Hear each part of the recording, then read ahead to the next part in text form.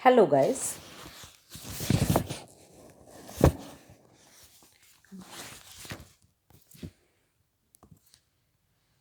We are studying third unit Understanding Family, Community and Society. परिवार, समुदाय एवं समाज के प्रति समझ. And as you know, we are studying chapter 7b, and today we will continue this chapter. Our chapter is Concerns and Needs in Diverse Contexts, Resource Availability and Management. जैसा आपको पता ही है कि हम रिसोर्सेज के बारे में पढ़ रहे हैं, संसाधन उपलब्धता और प्रबंधन. इसमें हमने लास्ट जो हमारी वीडियो थी उसमें हमने टाइम मैनेजमेंट पढ़ा था और आज हम स्पेस मैनेजमेंट पढ़ेंगे. उसी चैप्टर को हम कंटिन्यू कर रहे हैं और अब हम स्पेस मैनेजमेंट इट मीन्स स्थान प्रबंधन के बारे में इस चैप्टर में पढ़ेंगे कि स्थान प्रबंधन क्या होता है. देखिए, स्पेस मैनेजमेंट जो है किसी भी स्थान का प्रबंधन करना, वो क्या है? वो है अपने ज्ञान और कौशल का प्रयोग करते हुए जो भी हमारे पास उपलब्ध स्थान है उसका हमें सर्वोत्तम प्रयोग करना ही स्थान प्रबंधन कहलाता है. हमारे घर में जो भी स्थान है उसे हमें सही से मैनेज करना कि हमारी जगह कम से कम यूज़ हो और पूरा घर हमारा खाली स्थान हमारे घर में ज़्यादा दिखाई दे. दैट इज़ कॉल्ड स्थान मैनेजमेंट या फिर स्पेस मैनेजमेंट. ठीक है. अब देखिए इसकी डेफिनेशन देखिए. अपने ज्ञान और कौशलों का प्रयोग करते हुए जो हमारे स्किल्स हैं, कौन कौन से स्किल्स हैं? हमारे ज्ञान है, हमारे पास कौशल है. जैसा आपने लास्ट वीडियो में रिसोर्सेज के बारे में पढ़ा भी था और थोड़ा सा आपको फिर भी मैं एक बार और बता देती हूँ कि हमारे जो रिसोर्सेज हैं वो कौन कौन से हैं. देखिए, एक हमने पढ़े थे ह्यूमन रिसोर्सेज और एक पढ़े थे नॉन ह्यूमन रिसोर्सेज. ठीक है. यस, मानवीय और अमानवीय संसाधन की हम बात कर रहे हैं जो हमने लास्ट में पढ़ा भी था एक वीडियो में. अब वो कौन कौन से हैं एक बार रिवाइज कर लेते हैं. देखिए, जो ह्यूमन रिसोर्स है, ह्यूमन रिसोर्स में हमारा सबसे पहले आता है नॉलेज या फिर ज्ञान. फिर आता है एटीट्यूड. एटीट्यूड मीन्स हमारी अभिवृत्ति हो गई किसी भी काम को करने की. पॉजिटिव भी हो सकती है और नेगेटिव भी हो सकती है. फिर स्किल्स एंड एबिलिटी, हमारा कौशल और क्षमता, किसी भी कार्य करने का हमारा कौशल और हमारी सहजता. नेक्स्ट आता है टाइम, हमारे पास समय कार्य करने में. ठीक है, जो समय है हमारा पॉजिटिव भी हो सकता है उसे काम करने को कि हमारी दृष्टि, और नेगेटिव भी हो सकती है. और नेक्स्ट आता है फिर इसके बाद एनर्जी या फिर शक्ति. जैसे हमें खाना खाने के लिए भी शक्ति चाहिए, दौड़ने के लिए, चलने के लिए, काम करने के लिए, घर की सफाई करने के लिए. इन सब चीज़ के लिए किस चीज़ की आवश्यकता है? एनर्जी की. तो ये हमारा क्या है? ये हमारा ह्यूमन रिसोर्स है, मानवीय संसाधन है. और नॉन ह्यूमन या फिर गैर मानवीय संसाधन में आता है हमारे पास मनी, पैसा, और फिजिकल गुड्स. फिजिकल गुड्स में कोई भी सामान आ सकता है. कार भी हो सकती है, टीवी भी हो सकता है, हमारे घर का कोई फर्नीचर हो सकता है, पंखा हो सकता है, कोई भी हमारे घर का सामान. ठीक है. तो हमने लास्ट वीडियो में पढ़ा था, क्या पढ़ा था? इस टाइम को मैनेज करना सीखा था जो एक मानवीय संसाधन है. और आज हम किसको मैनेज करना सीखेंगे? स्पेस को मैनेज करना सीखेंगे. जो हमारे घर में स्पेस होता है वो कौन सा संसाधन है? वो नॉन ह्यूमन या फिर गैर मानवीय संसाधन है. तो यहाँ पर हमें किस चीज़ का यूज़ करना है? यहाँ पर यूज़ करना है हमें अपने ज्ञान और अपने कौशल का. और ये ज्ञान और कौशल कौन से संसाधन अभी हमने पढ़े? जो हमारे मानवीय संसाधन है. हर मनुष्य के पास ये संसाधन होते हैं और इन संसाधनों का प्रयोग करते हुए हमें अपने घर में स्पेस को मैनेज करना सीखना है. स्पेस एंड द होम, घर, स्थान और घर. देखिए, जो स्थान है और घर है ये क्या है? देखिए, हम सब घर में विभिन्न प्रकार के काम करते हैं, जैसे बैठना, सोना, पढ़ना, खाना बनाना. ठीक है, अपना एंटरटेनमेंट, कुछ भी काम हो हम घर पर ही करते हैं. और घर में की जाने वाली जो हमारी प्रत्येक एक्टिविटी है उससे संबंधित क्रियाओं के लिए हमें घर में किस चीज़ की आवश्यकता होती है?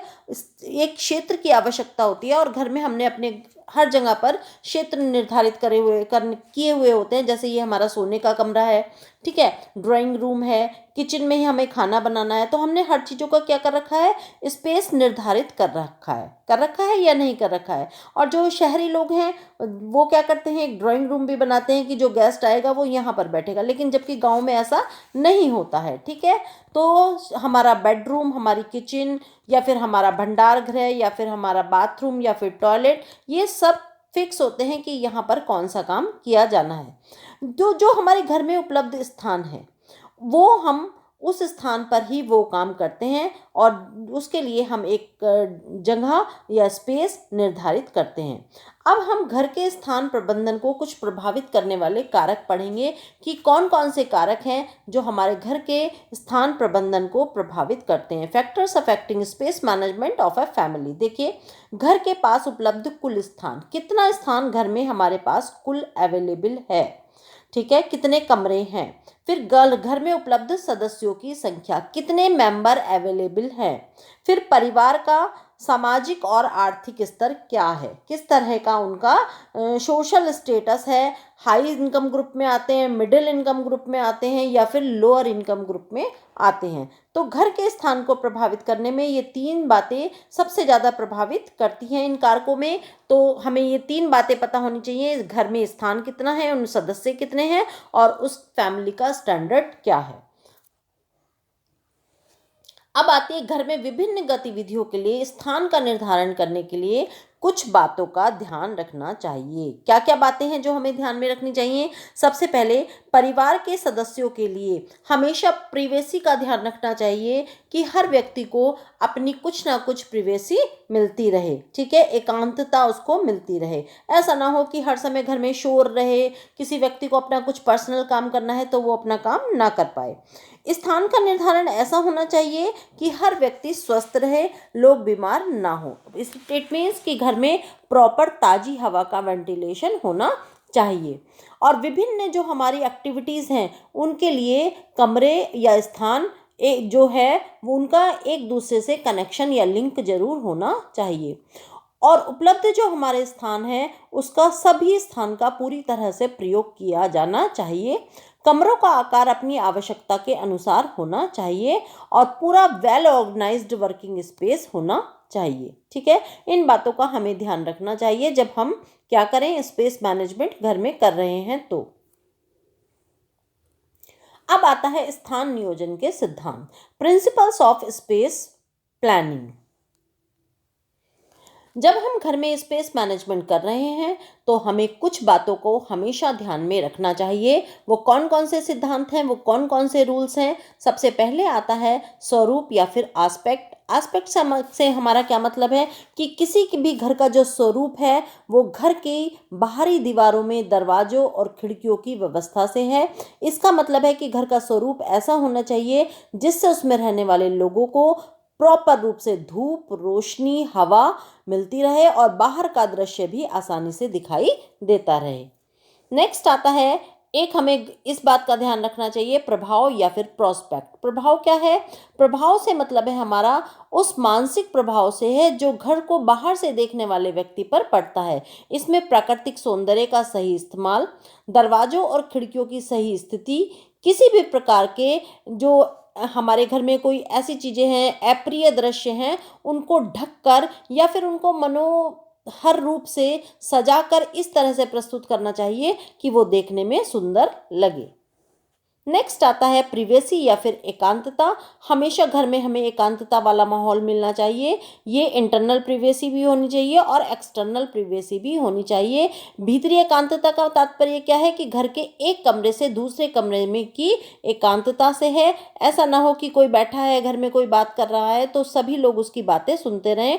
यदि किसी को अपनी आपस में कुछ पर्सनल बातें करनी है या फिर कोई अपना पर्सनल काम करना है तो वो उनको अवेलेबल जगह होनी चाहिए, ठीक है। इसके लिए उनको हमेशा भीतरी एकांतता मिलनी चाहिए। और बाहरी एकांतता का मतलब क्या है कि जो आस पड़ोस के घर हैं, सड़क हैं या फिर घर के जो बाहर के भाग हैं उनमें भारी एकांतता सुनिश्चित करने के लिए सुविचारित नियोजन द्वारा मुख्य प्रवेश द्वार हमेशा बनाया जाना चाहिए। ऐसा ना हो कि कोई भी किसी भी समय घर के अंदर घुसकर आ जाए, ठीक है। उसके बाद आता है विभिन्न कमरों की स्थिति या फिर ग्रुपिंग। घर में कमरों की स्थिति ऐसी होनी चाहिए कि एक कमरे से दूसरे कमरे में लिंक हो, आपस में एक कमरे से दूसरे कमरे में इजीली जा सके, और जो किचन है वो भी घर में बहुत दूर नहीं होना चाहिए, जबकि टॉयलेट थोड़ा दूरी स्थान पर बनाना चाहिए। इसके बाद आता है खुलापन। खुलापन या रूमीनेस इसको बोल सकते हैं।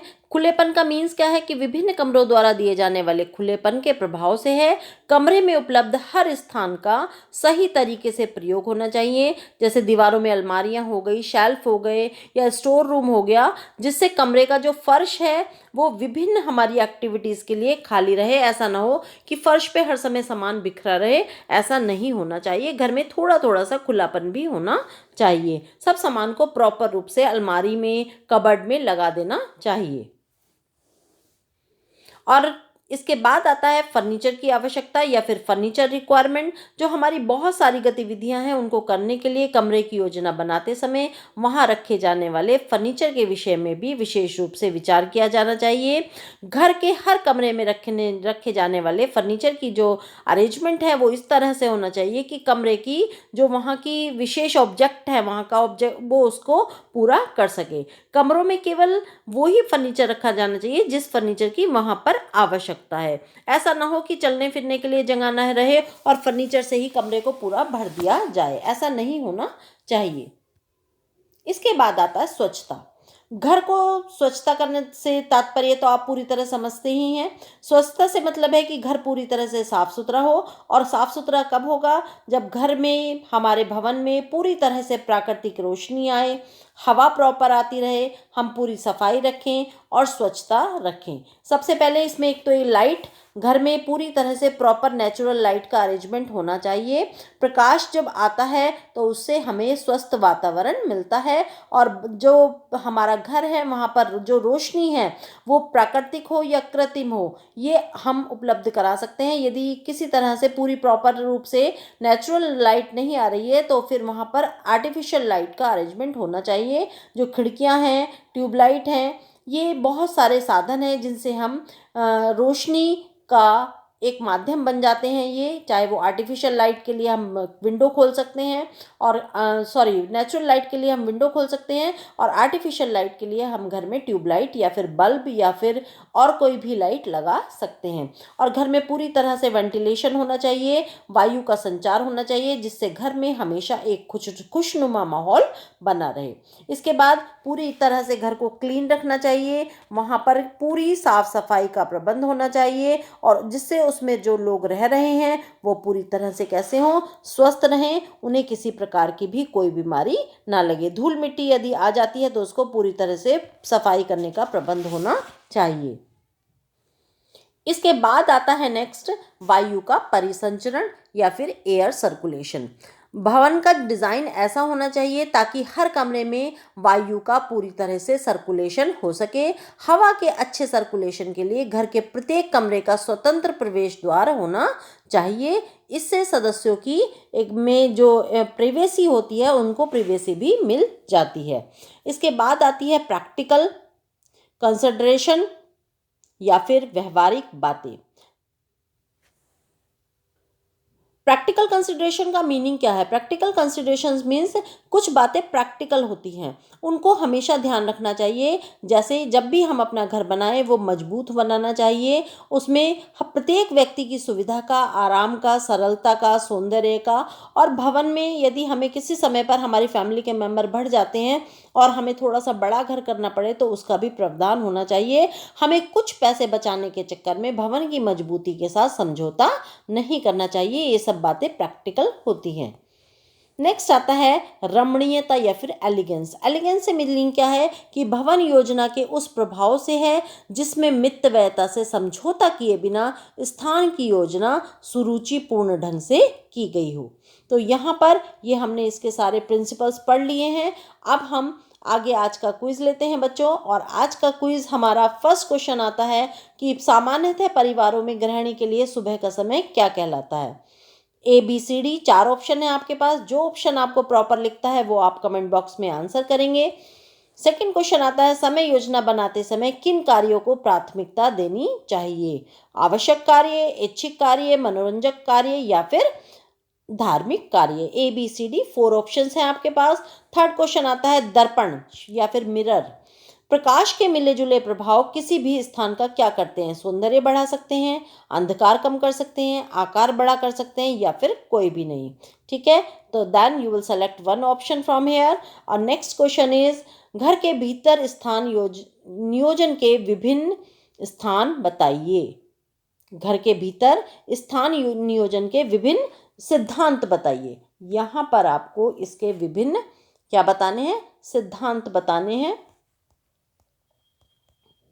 कौन कौन से सिद्धांत हैं? बहुत सारे सिद्धांत आपने पढ़े हैं। सारे सिद्धांत में से आप कम से कम 5 या 6 सिद्धांत जरूर लिखेंगे। और इसके साथ ही हम आज की ये वीडियो यहीं पर ख़त्म करते हैं बच्चों। आज का अब ये हमारा 7th B चैप्टर कंप्लीट होता है। नेक्स्ट वीडियो में हम 8th चैप्टर स्टार्ट करेंगे। Thank you so much.